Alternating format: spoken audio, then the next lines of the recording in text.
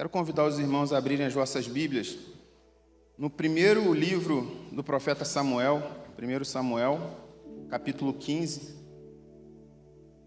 a partir do versículo 19. Diz assim a palavra do Senhor: Por que então você não deu ouvidos à voz do Senhor, mas se lançou sobre os despojos e fez o que era mal aos olhos do Senhor? Então Saul disse a Samuel: Pelo contrário, dei ouvidos à voz do Senhor e segui o caminho pelo qual o Senhor me enviou. Eu trouxe Agag, o rei de Amaleque, e destruí totalmente os amalequitas. Mas o povo pegou do despojo ovelhas e bois, o melhor do que estava destinado à destruição, para oferecer ao Senhor, o seu Deus, em Gilgal. Porém Samuel disse: Será que o Senhor tem mais prazer em holocaustos e sacrifícios do que no obedecer a sua palavra?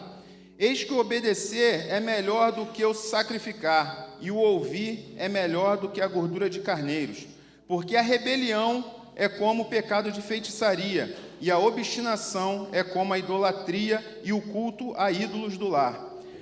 Por você ter rejeitado a palavra do Senhor, também ele o rejeitou como rei. Amém? Você pode orar um segundo?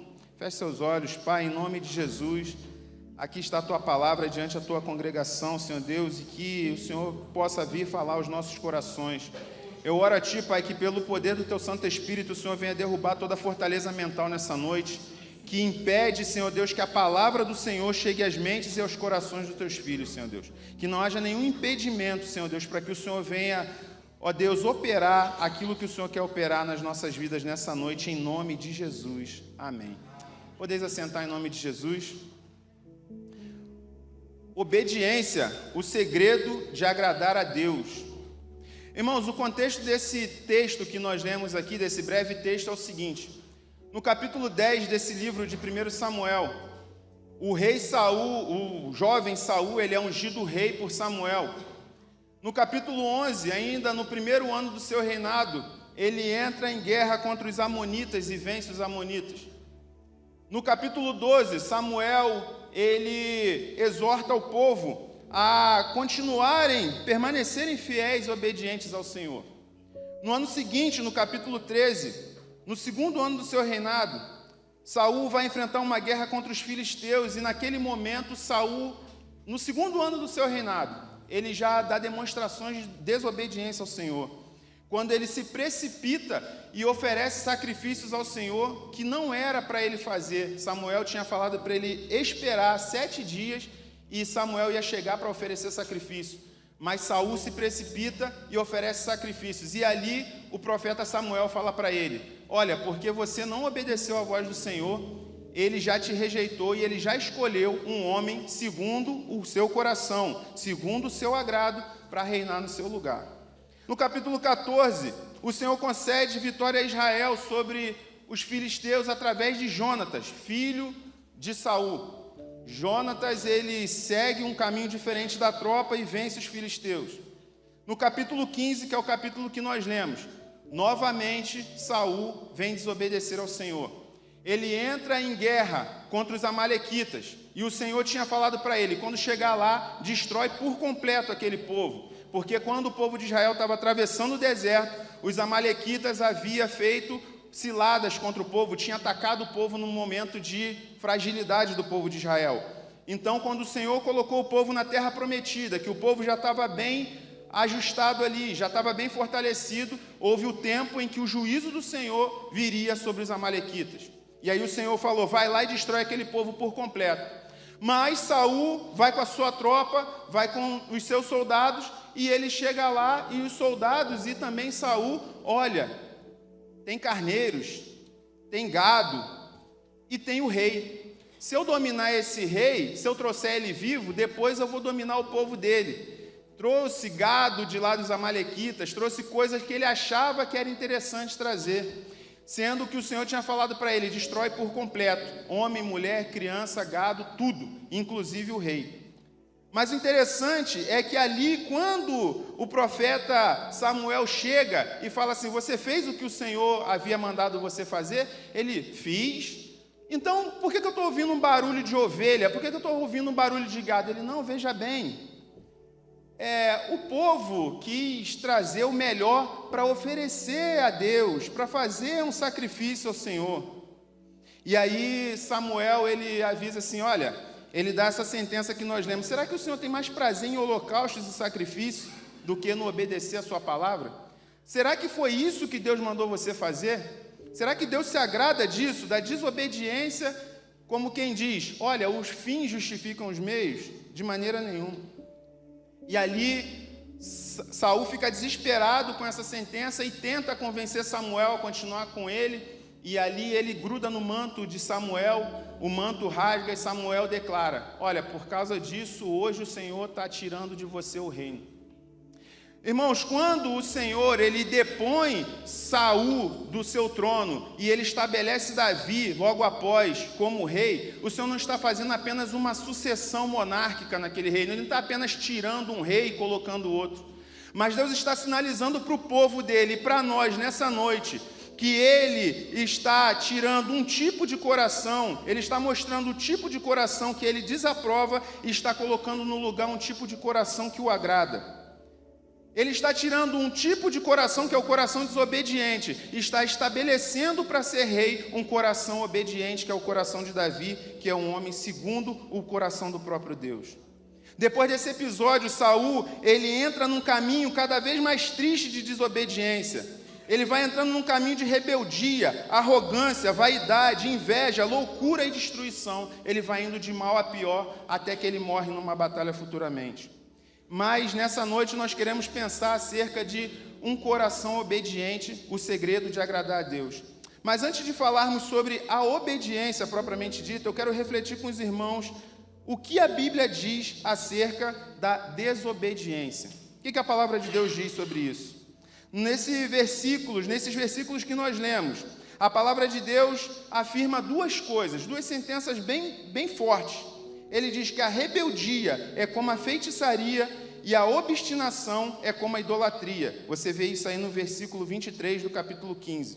Eu gostaria de pensar um pouco com os irmãos sobre essas duas fortes afirmações. A primeira delas, o Senhor fala que a rebeldia é igual à feitiçaria.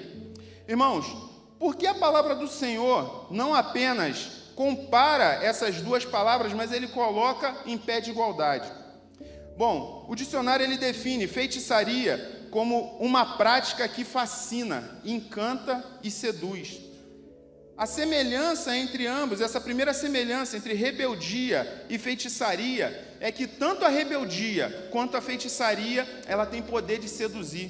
Ela tem poder de encantar as pessoas, ela tem poder de levar as pessoas a fazerem coisas que ela quer. Se nós olharmos lá no livro de Números, nos capítulos 16 e 17, na palavra do Senhor, nós vamos ver a rebelião de Coré, lá no deserto. Coré, Abiatã e Jorão. Esses homens, eles se rebelaram contra a autoridade de Moisés e de seu irmão Arão. Esses homens, eles levaram cerca de 15 mil pessoas a se rebelarem contra Moisés no deserto.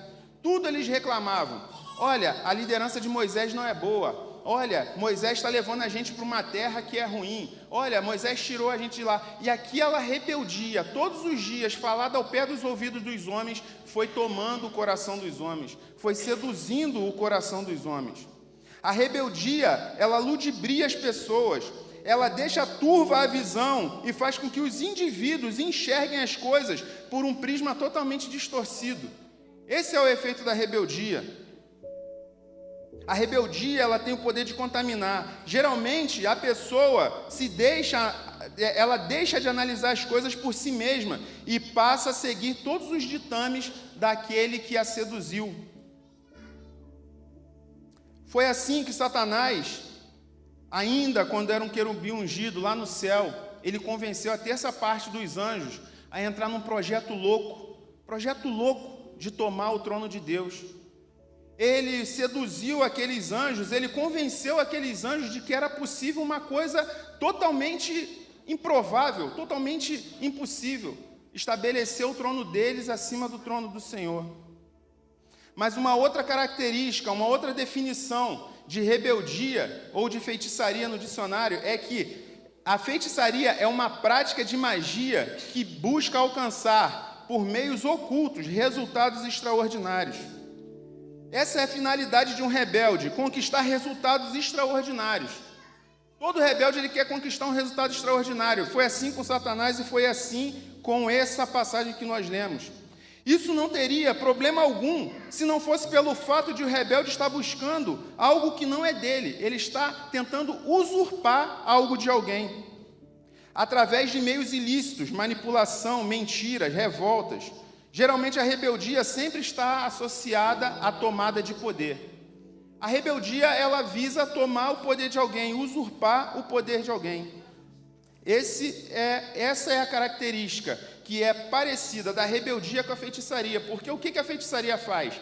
Ela tenta arrumar um jeito sobrenatural de conquistar alguma coisa que é de outrem. Não é assim quando a gente vê na rua, trago o amor em 7 dias, não é isso? Às vezes ali alguém vai lá na feiticeira para tirar o marido de alguém, para roubar o marido de uma outra mulher, roubar o namorado de alguém, ou para fazer um ex-namorado ou uma ex-namorada se encantar por ela contra a vontade dele.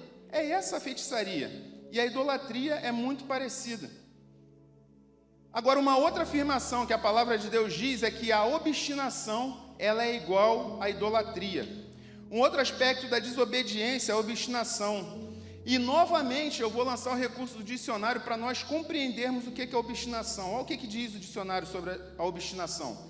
Apego forte e excessivo às próprias ideias, resoluções e empreendimento. Teimosia, birra. Essa é a obstinação. Muitas vezes a obstinação ela é confundida com persistência, garra. O fulano de tal é muito persistente, ele é aguerrido, ele não desiste dos seus objetivos. Não, às vezes ele só é teimoso mesmo. Às vezes ele só é obstinado. E a obstinação, como a gente vê na foto ali, é o cara que fica dando murro em ponta de faca. Às vezes eu falo para algum soldado assim lá no quartel, eu falo assim, cara, não adianta você tentar se rebelar contra as ordens superiores. Porque se o melão cair na faca, ou se a faca cair no melão, quem se esborracha é o melão. A obstinação é colocar o nosso desejo acima do desejo de Deus. É colocar as nossas vontades acima das vontades de Deus. O obstinado, assim como o rebelde, ele fica cego em seus propósitos e não mede esforços para concluí-los, por mais absurdos que possa parecer. E o problema é que o obstinado, quando ele é confrontado, ele sempre vai tentar dar uma desculpa. E ele geralmente coloca o nome de Deus para dar um ar de espiritualidade no negócio, dizendo está cumprindo a vontade de Deus. Não foi assim com Saul? Por que você trouxe? Por que você desobedeceu a Deus? Não, estou fazendo a vontade de Deus. Deus mandou, eu estou fazendo. Sempre tenta colocar a vontade, botar o nome de Deus para fazer a sua vontade, para distorcer a palavra de Deus e para tentar se justificar. A obstinação ainda denota um outro aspecto.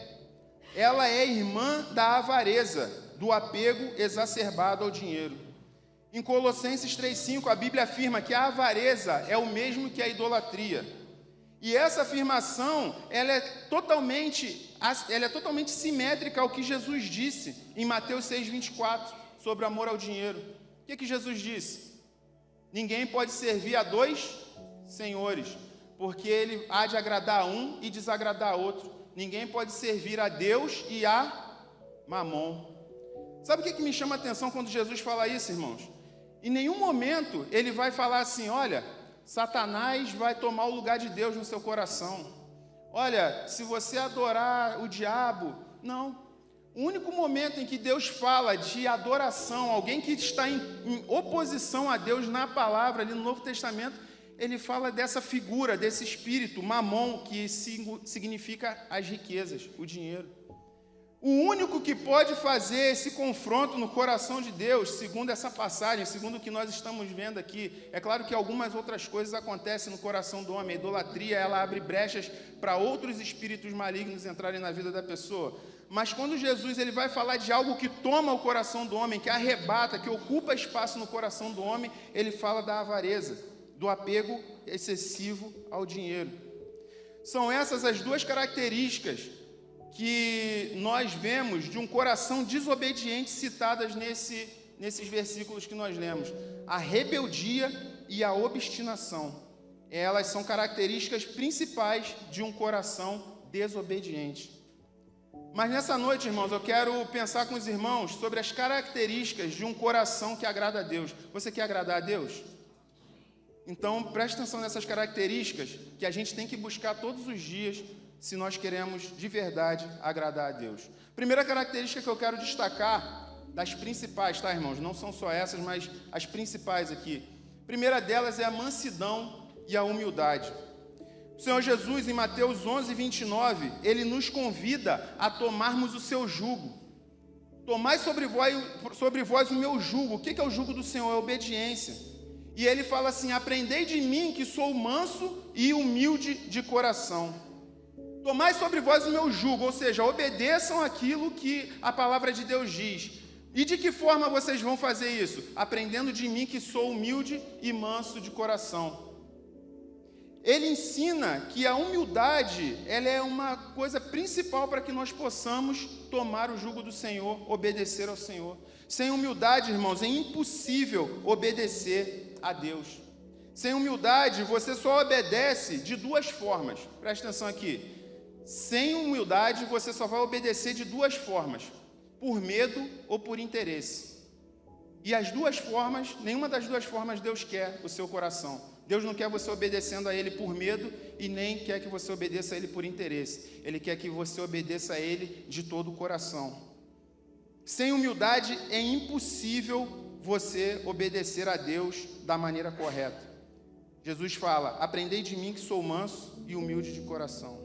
Uma segunda característica de um coração que é obediente a Deus é um coração cheio de fé. Um coração cheio de fé, ele é naturalmente obediente à vontade do Senhor, expressa na Bíblia. Pela fé é que nós acolhemos a verdade absoluta. A Bíblia é verdade absoluta, sim ou não? Ou ela é relativa? Ah, não, isso aqui só servia para lá, só servia para cá. A Bíblia, a palavra de Deus, ela é verdade absoluta para a sua vida, sim ou não? Amém? É pela fé que você recebe isso. O mundo não pode receber porque o mundo não deposita a sua fé em Deus. Eles até dizem que depositam, mas eles também confiam em várias outras coisas. Mas a sua fé, a minha e a sua fé, ela está depositada única e exclusivamente em Deus. É a fé que nos dá a certeza que o Deus da palavra zela pela sua palavra. E não só zela pela sua palavra, mas Ele tem todo o poder para cumpri-la. Não adiantaria nada, irmãos, se Deus, Ele prometesse coisas, se Ele zelasse pela sua palavra, mas se Ele não tivesse o poder para cumprir aquilo que Ele promete. É por isso que a palavra de Deus fala assim, olha, se vocês programarem alguma coisa, amanhã nós vamos fazer tal coisa. Você fala assim, se Deus permitir. Sabe por quê? Porque por mais bem intencionado que você esteja, por mais correto que você seja, por mais vontade que você tenha de fazer tal coisa amanhã, você não tem todo o poder em suas mãos de garantir que você vai fazer. Pode ser que amanhã você acorde doente, e isso não estou jogando praga, tá? Não é maldição sobre a sua vida, é só um exemplo. Pode ser que amanhã você não possa ir por algum motivo, ou pode ser que o Senhor também chame você essa noite para morar nas moradas celestiais, e aí você não vai poder estar amanhã. Ou seja, você não tem o poder de afirmar que amanhã você vai fazer tal coisa, ainda que você queira. Amém? Mas Deus não. Se Ele prometer, Ele tem todo o poder para cumprir.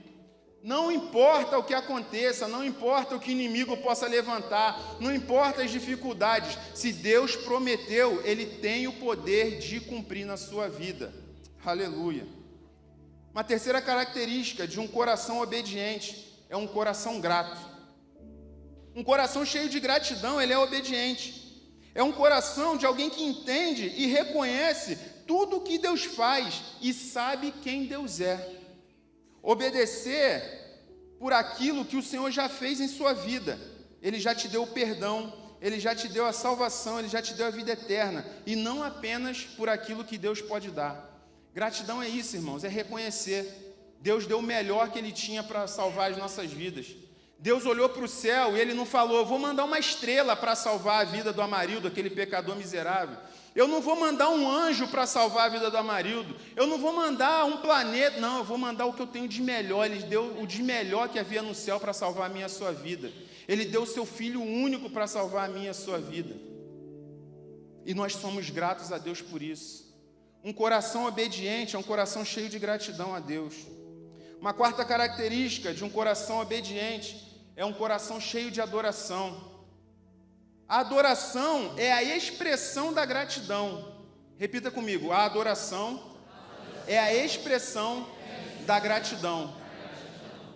Nós somos gratos, tá? Se eu for grato e não falar nada, se eu for grato e não fizer nada, se eu for grato e ficar quieto, talvez ninguém saiba que eu sou grato, nem Deus, nem o céu vai saber que eu sou grato. Deus sabe que Ele conhece meu coração, o coração de cada um.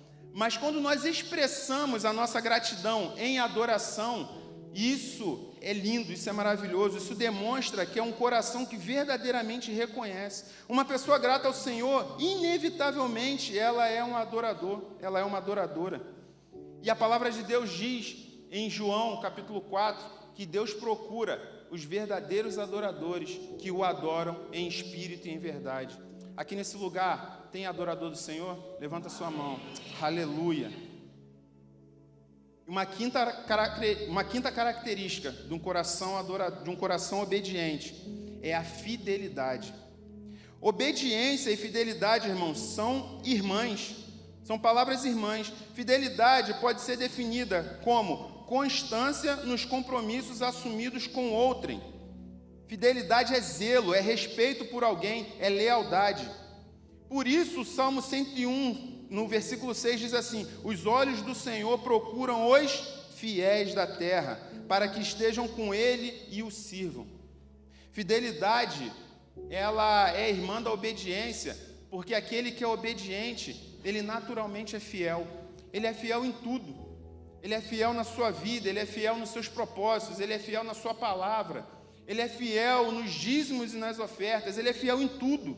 Não tem como ser meio fiel, não tem como ser meio grato, não tem como ser meio obediente. Saul foi meio obediente, foi reprovado, irmãos.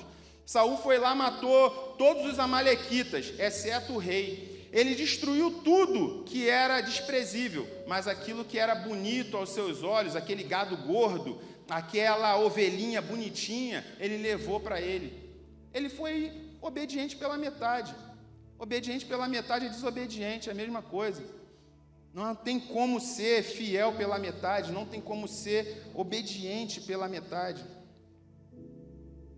E uma sexta característica, e para finalizar nessa noite a palavra que o Senhor tem para as nossas vidas. A sexta característica de um coração obediente ao Senhor é o amor. Um coração cheio de amor. O amor é a marca maior de um coração transformado por Deus. O Senhor Jesus, ele resumiu toda a lei e os profetas no amor. Amor a Deus sobre todas as coisas e ao próximo como a nós mesmos. Tudo se resume no amor. Boa vontade sem amor não é boa vontade. Uma atitude boa sem amor não é uma atitude boa.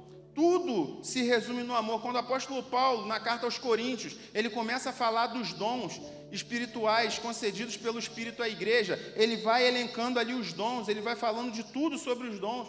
E aí depois, isso no capítulo 12, e aí depois ele, lá embaixo, ele fala assim: mas agora eu vou mostrar a vocês um caminho mais excelente. E aí ele começa no capítulo 13 discorrendo sobre o amor. E ali a palavra de Deus, ela está nos mostrando que ainda que se ele tivesse, e ele fala isso, ele expressa isso claramente, ainda que se ele tivesse todos aqueles dons que ele falou no capítulo anterior, se ele não tivesse amor, nada daquilo adiantaria. Em 1 João 5,3, a Bíblia define o amor a Deus como obedecer a Ele. 1 João 5,3 diz que amar a Deus é obedecer a Ele. Assim que a gente demonstra que a gente tem amor ao Senhor, assim que a gente demonstra que a gente é fiel ao Senhor, assim a gente demonstra que a gente é grato ao Senhor, que a gente tem fé nele, é quando a gente obedece a palavra dele. Quem ama a Deus, o obedece. Quem é desobediente é sinal que não ama. Você crê nisso? Você pode compreender isso? Quem é desobediente é sinal que não ama. Como que eu posso dizer que eu amo meu pai, Se meu pai fala assim, meu filho, vai lá e faz tal coisa, não vou fazer. Que tipo de amor é esse? Que tipo de amor é esse? Quando a gente demonstra claramente, a palavra de Deus está dando claramente uma direção para a gente, olha, é isso, isso, isso. Não, isso daí não é para mim, não, isso daí não é verdade, não. A gente só pinça da palavra de Deus aquilo que a gente quer, aquilo que é interessante ao nosso coração. É a mesma atitude de Saul, irmãos. Quando a gente pega da palavra de Deus só aquilo que nos agrada, só aquilo que massageia o nosso ego, a gente está fazendo igualzinho Saul fez, que foi lá e pegou dos amalequitas aquilo que era agradável aos seus olhos. Eu quero concluir essa palavra nessa noite, fazendo um convite ao seu coração. Na verdade, hoje esse convite não é meu, mas é do Senhor. O Senhor está convidando a gente a obedecer a sua palavra, a sermos filhos obedientes. Na terça-feira, a irmã Cleusa trouxe uma palavra aqui, ela falava justamente de obediência. E no final do culto de oração, eu falei assim, irmã, o Senhor já tinha falado uma palavra comigo na semana passada sobre justamente obediência. A frase da semana de domingo, e ela leu aqui na terça-feira novamente, falava justamente sobre obediência. Se nós formos filhos obedientes a Deus, Ele vai cumprir todas as promessas que Ele tem para fazer na minha e na sua vida, nessa igreja, nessa congregação, nessa cidade e nessa nação, irmãos. Só basta que nós sejamos obedientes ao Senhor.